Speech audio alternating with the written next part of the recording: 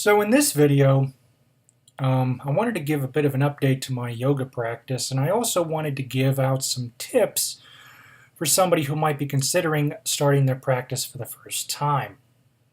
I've been practicing now for what'll be 7 years this coming September, and I have absolutely loved it. It has honestly changed my life. Now, from a physical standpoint, without my practice, I would probably be in a wheelchair because of my cerebral palsy.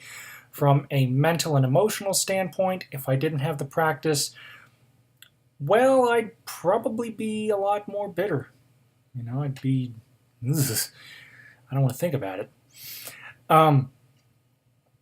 So, a little bit of an update first on my own personal practice. Again, I've been practicing for 7 years. I recently got this yoga studio app, and it's not free, but it's not expensive either. It's quite reasonable actually. It was either $10 or $20 a year, or you can go monthly for $5. And the great thing about this app is that they can give you predetermined classes, but you can also build your own. And I've built 2 so far. I've built a general all-around hatha yoga practice, and for those of you who do not know, hatha is the most commonly practiced form of yoga. Ha means sun, tha means moon in Sanskrit, and what that basically means is that there are periods of activity and periods of rest, which makes sense because if you think about it, you're awake during the day, you're doing things, and you're resting at night. You're either lounging or you're sleeping. So a general hatha practice lasts about 30 minutes. The other practice that I have is a bedtime practice, a very short 9-minute collection of seated sequences to just try and get my mind to shut up, try to get my body to slow down. I also found this skill for anybody who has an Amazon Echo, and it's really, really cool. You can practice a 10, 30, or 60-minute class with the Yoga Studio skill. In fact, I'll show you. Alexa, oh, that's right. This is my second time doing this video, and on the first take, in between takes, I decided to disable the always on feature of my tap because my own video was setting it off. Anyway, so you basically say, Alexa, open Yoga Studio and start for 30 minutes. And then she'll say, here's a 30-minute class from Yoga with Adrian. And what that basically does is that basically plays the audio for a YouTube video that you can practice along to. And I know this because Yoga with Adrian, I happen to be subscribed to their YouTube channel.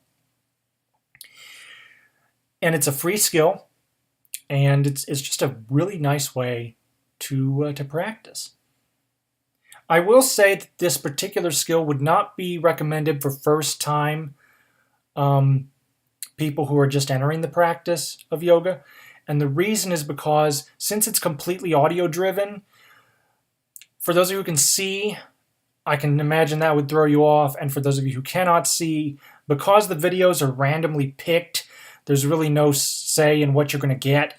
I cannot guarantee the quality of the description of some of the poses. So I would recommend for people of all abilities for this skill to be used, I'd say after taking a class or 2.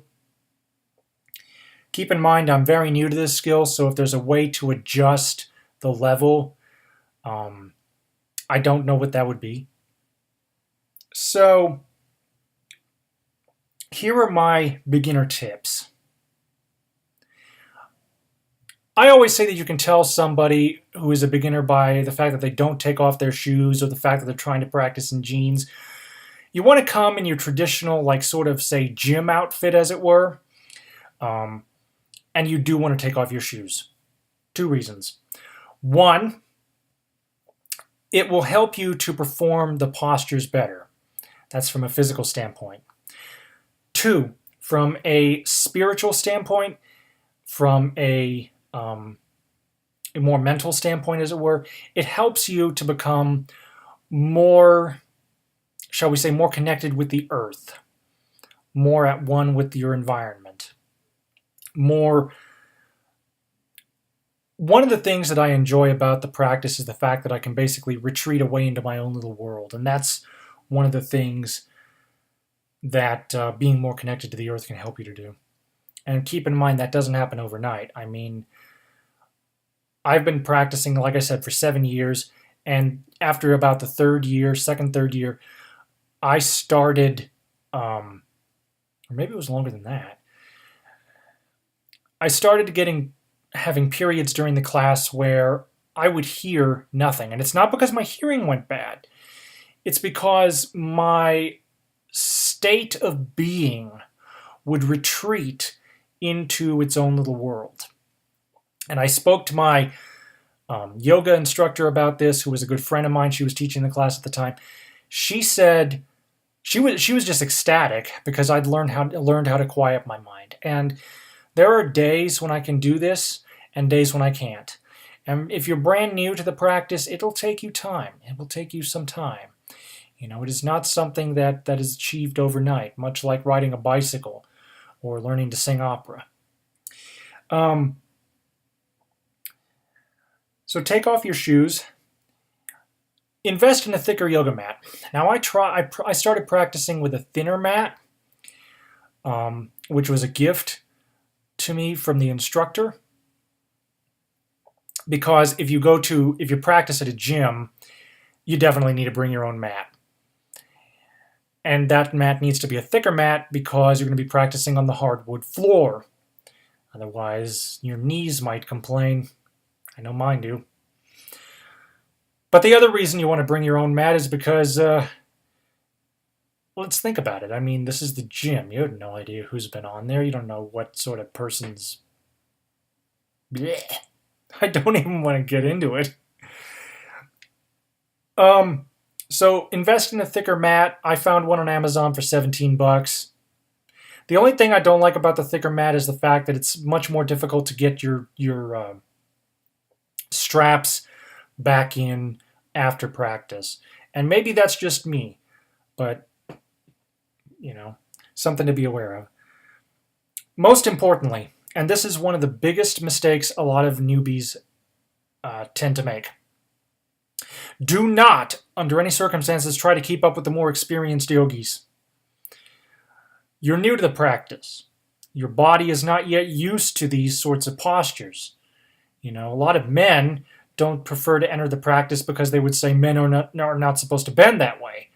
Well, if you're like me and your studying or your primary job requires you to, sit at a desk and be like this all day, with your hands, that's going to make you stiff. That's going to make you very stiff. So you need to go into it with ease. I can tell you that I've been practicing for 7 years, and there are still times when we go into our first downward facing dog, and I have to bend my knees quite a bit. However, after the third or fourth downward facing dog, particularly closer to the end of the class, which is usually about an hour,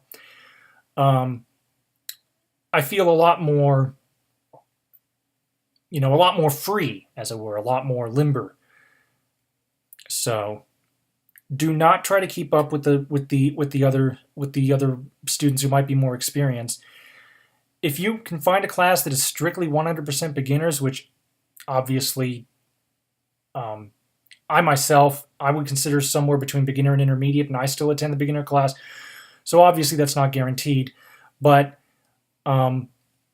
if most of the students in your class are beginners, I think you would be, that would be a good place to start. Or, talk to the instructor at the beginning of class. I can tell you that when I go into a new class, because of my cerebral palsy and my vision impairment, I will go up to the instructor and explain to them, hey, I have mild cerebral palsy and I'm partially blind, but I've been practicing for many years. I have modifications that work for me, and they're perfectly fine with it. A lot of the yoga instructors are very, very kind, gentle people.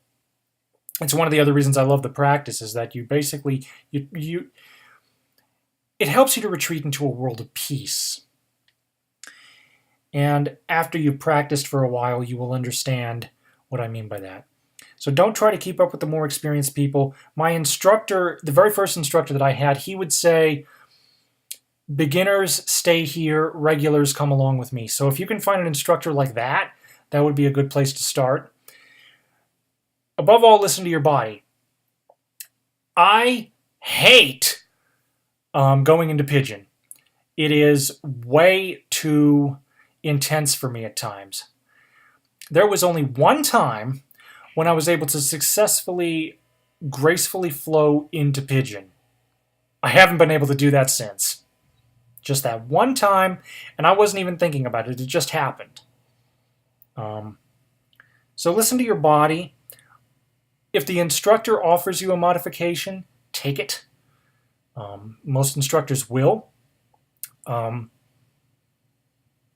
So definitely listen to your body. The instructor can be thought of as a guide. Your body has the be-all, end-all, say-all of whether or not a particular pose works for you. And if it does not, retreat into child's pose. I've been practicing for 7 years. There are still classes when I will retreat into child's pose and wait until everybody else is ready, for particularly after, if we've done several downward facing dogs. And I've had enough of that. I will retreat into child's pose and wait until we either all meet in child's pose or we proceed into cobra or something else. But do not be afraid to take child's pose. Don't be afraid to have water either, okay? I can tell you that after we do various poses such as sunbird or tabletop, and we get into a forward fold, afterwards, once we get up into a fully standing position, I will personally take that opportunity to have a sip of water. Definitely bring that with you. If you feel you might sweat a lot, bring a towel. There's no shame in that. And again, well, we'll get to this in more detail in a moment, but I just wanted to touch on the fact that it's all about you. So don't worry about other people unless you need to look around for confirmation on what to do. You can do that. But above all, listen to your own body. Listen to your own self. The yoga practice is all about you. And yoga is not just for the guys. Not just for the ladies. A second ago, I made a mention of a lot of guys would object to the practice, saying guys are not supposed to bend that way. I think part of the problem has to do, again, or actually, I don't think I touched on it in this take, but it has to do with the marketing. If you've taken a look at the various marketing aspects, and unfortunately, people will turn anything into a business, you will see the poster child, as it were, for the Western yoga practice to be a slim woman. And a lot of people will therefore equate the practice to being just for them. No. It's for everybody, okay? All shapes, all sizes, all ages. They've even got yoga practice for teenagers and for young kids. It's just wonderful. It's a wonderful practice to help calm yourself, to help bring you to peace with yourself. A lot of guys out there will put an emphasis on weightlifting and other exercises like that. And a lot of times, like an athlete, for instance, will get very tight after running. Okay? Yoga is a great way to undo that. It's a great way to loosen yourself back up. But above all, it goes beyond the physical, or if you want to, it can go beyond the physical. I personally, after a couple of years, wanted to get more involved with the philosophical side. I got more interested in the chakras. I got more interested in the talks of a mystic from India by the name of Sadhguru. His full name is Jaggi Vasudev, and I hope I'm pronouncing that right. I just love his talks. He's very inspirational. He's very calm, very gentle. I equate my practice to my me time. Now, originally, when I started, I was going to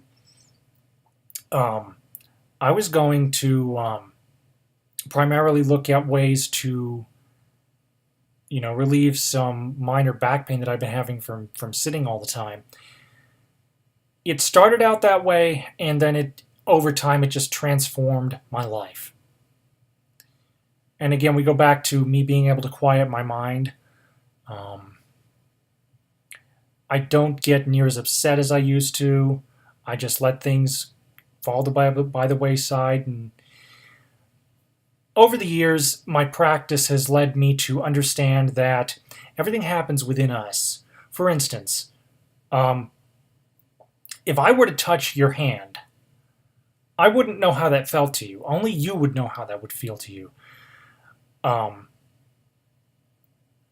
And if our favorite candidate wins an election, then we're happy.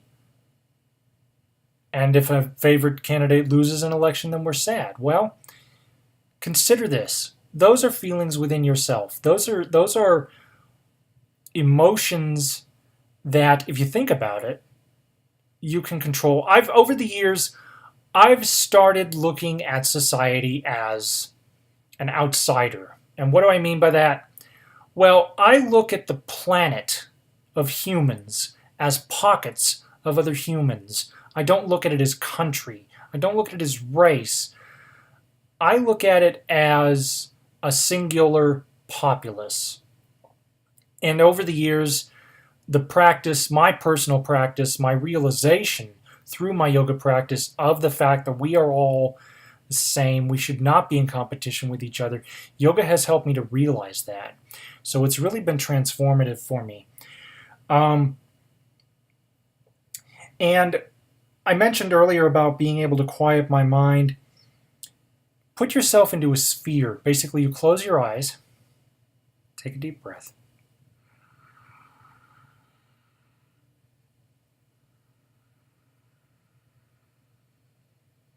Visualize.